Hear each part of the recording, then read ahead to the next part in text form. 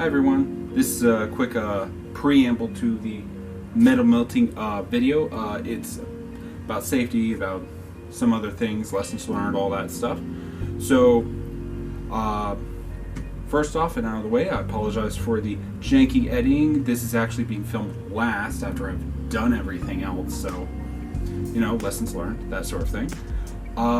Next, going on to the disclaimer, just making sure that I am not an expert at this. I am very much learning, as this video that you're about to watch should tell you. So take everything with a grain of salt. I make mistakes in this video. I'm learning along with you guys. Anyway, so this is about safety. So safety wise, as far as this furnace is, first, it's an outside thing. Go outside. Personally, if you have the space and of course the appropriately length extension cord, the furnace is probably best used on your driveway, away from any burnable plants. I personally didn't have that option, so I had to use the second best choice, which was the backyard on some concrete slabs I just so happen to have. Make sure to keep flammable substances away. Keep children out of children especially out, because they don't quite get, oh, this is literally hot enough to melt metal. That doesn't. I am significantly less durable than that. They think they're invincible. Next, keep pets away. They may stick their noses in, smelling some weird chemicals here and there, and then boop, burnt nose. Luckily, it did not happen this time. I was keeping the animals away. Next is personal protection. The first thing you do, educate yourself. I'm, again, not an expert. Find expert instruction, follow them, not me.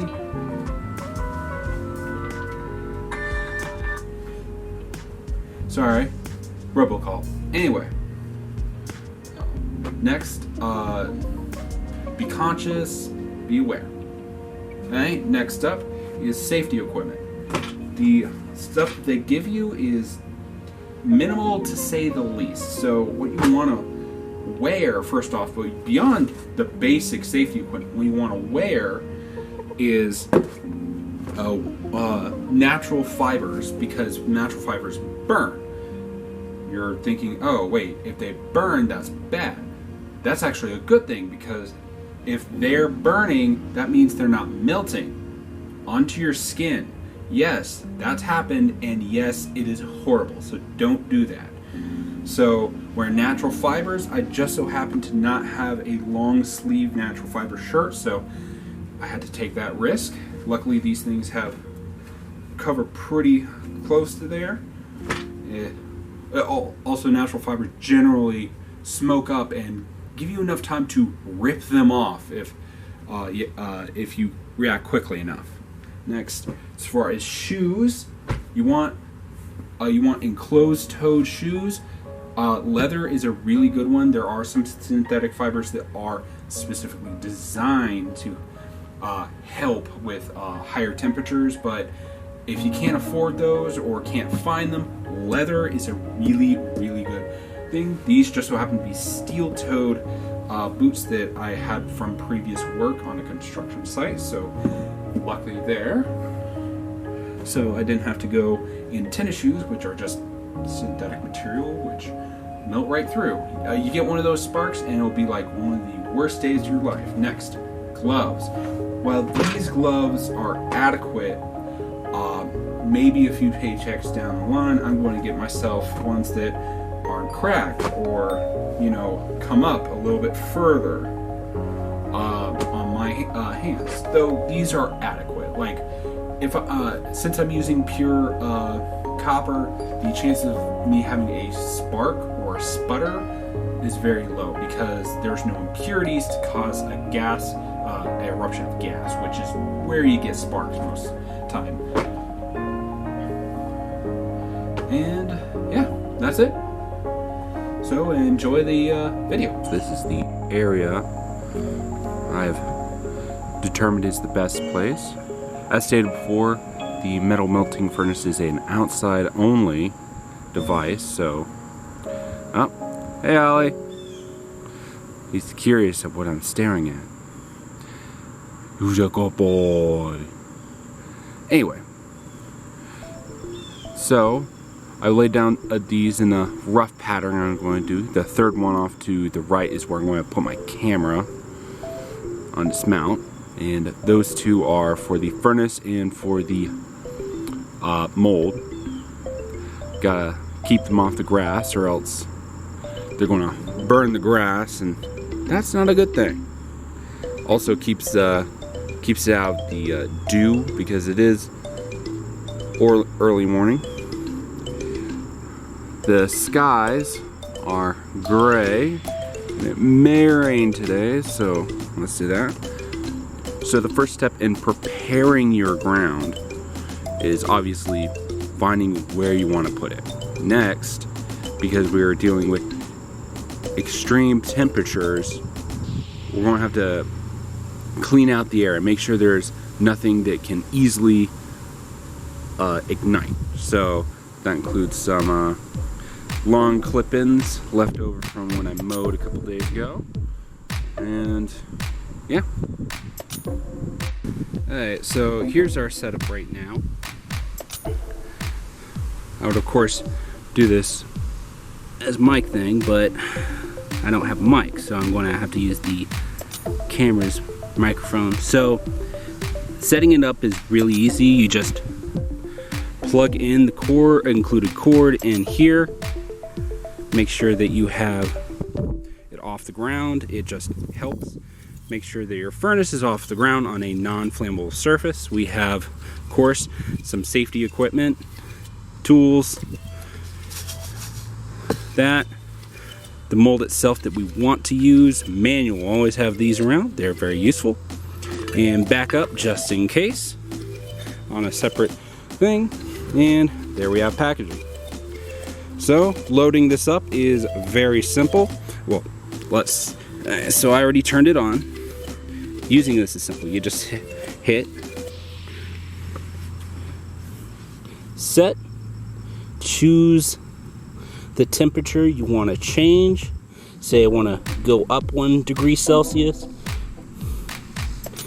and then you just hit set, and that's the new temperature it'll go at, and it will increase until it gets there. It should take about 40 to 48 minutes, at least according to the manual, to melt any metal we have. So now for the main event, which is to put in our metal. We'll check back with it every 10 minutes or so. See if it's good. And at the end of all this, alright, so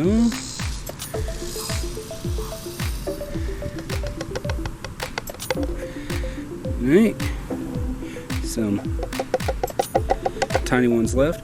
It's more advisable to put your metal into the crucible before you put it in, but we're dealing with what we have here. So I'll check back in a couple minutes. And obviously, always clean up after yourself. So some things might be missing. Alright, it's the first check-in, about 10 minutes into the process. So it's gotten up to about 480 some odd degrees Celsius, which is about halfway there. If we open up this and gently put in, you can see a little bit of discoloration for our copper. Always inspect your lines, make sure they're not frayed.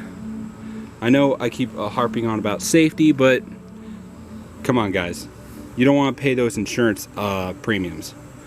Just common sense. You're dealing with dangerous things here. So, well, 10 minutes from now, we'll check in again. So, we're at our 20-minute check-in mark, 10 minutes after the last one. And, of course, we are now at about 800 degrees or so, according to the thermometer right there. And here I'm talking about safety, and I haven't been wearing the appropriate safety thing.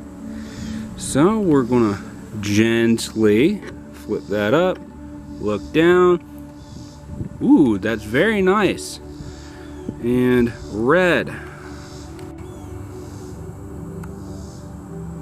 Can't get that to focus. Oh well. Just know that it's a nice cherry red right now. So I should be seeing some liquidization pretty soon. Well, see you in another 10 minutes or so. Alright, so this is our third one, just about 30 minutes. And as time goes, we're just under getting our target temperature. And if we take a gentle and cautious look down in there, we can see it glowing red. So I'm going to back that off because it is very, very dangerous at this point. Alright, see you in another 10 minutes, and by then it should be liquid, and we'll test out our mold. Okay, this is only about 5 minutes after the last check-in, and we're going to check on that. It says the temperature is about 1,800 degrees. 1,080 degrees Celsius, which is just about where we want to be for melting. And we can see some steam and stuff coming off there. I believe that is impurities coming off there. And if we look down in there, we have liquid metal, which is great.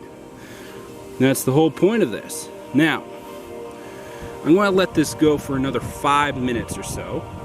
And the reason why is I want to take our crucible and just lay it on there like that.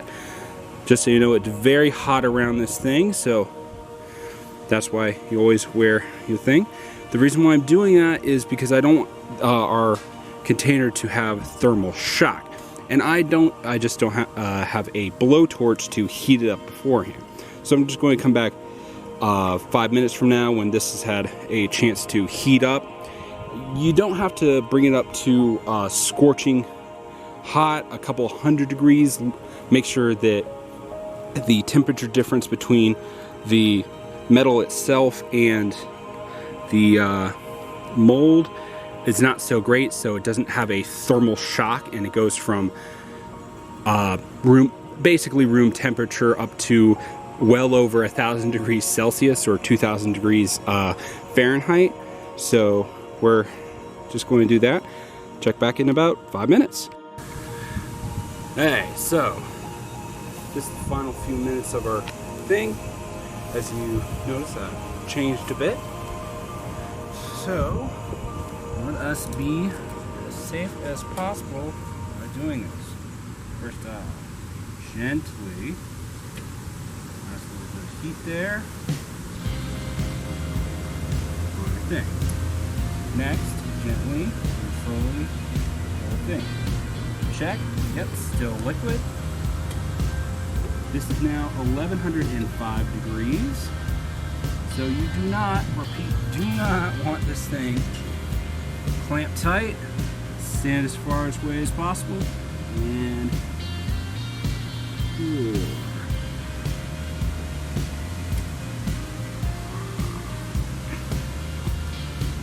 Not enough rain. Oop. Oop.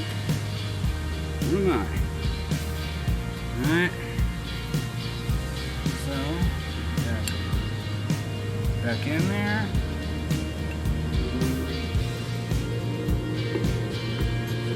Cool down. Flip that back on. And then turn off. Now, we're going to let that sit for a full hour. And we're going to let this cool for about 20 minutes. Then we can interact with it because it's still literally burning hot right now.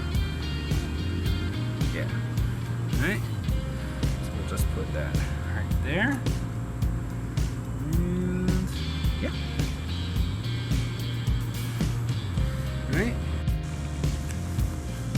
Alright, so it's now 25 minutes after our little adventure into metal melting. And as you can see, I'm putting on these. Now, I know these things are cooled down now. They're still really warm to the touch, at least this one is. And as you can see, it's got that smooth side, ragged side. This is where it was pouring out, like so. I'm going to remelt that later. A couple of drops that I didn't do. You can see the thing here. Touch this. Yep. Aha! So this is what we are looking for. Alright. Ah, thank goodness. Sometimes you're staying by your own stupidity. By being nice. So, you can see where I first dropped it in and then the rest came off. It's very important to just pour it in all at once and have the right grip on your tool. This is actually a good little bar of this stuff. Might be able to work that into like a chisel. Yeah, that'd actually be a pretty cool project. We have a few extra pieces of waste right there. There we go. I'll be able to work that into something else. Yeah, I think I'll put that into a chisel. Yeah. All right. So, as you can see, it is the tongs have been discolored from their contact with the furnace. This is actually still blazing hot right now. So I kept the lid shut. It's still throwing off some smoke here and there. And you can see the exterior is no longer quite so smooth and perfect. But that just comes with the territory. So I'm going to put that back in. So we're about halfway through putting that. So I'm just going to keep that open now since I now know it won't crack from rapid cooling because it's had a chance to actually cool down now. There we go. Well, I'll see you next time. This is Ben Redsmith.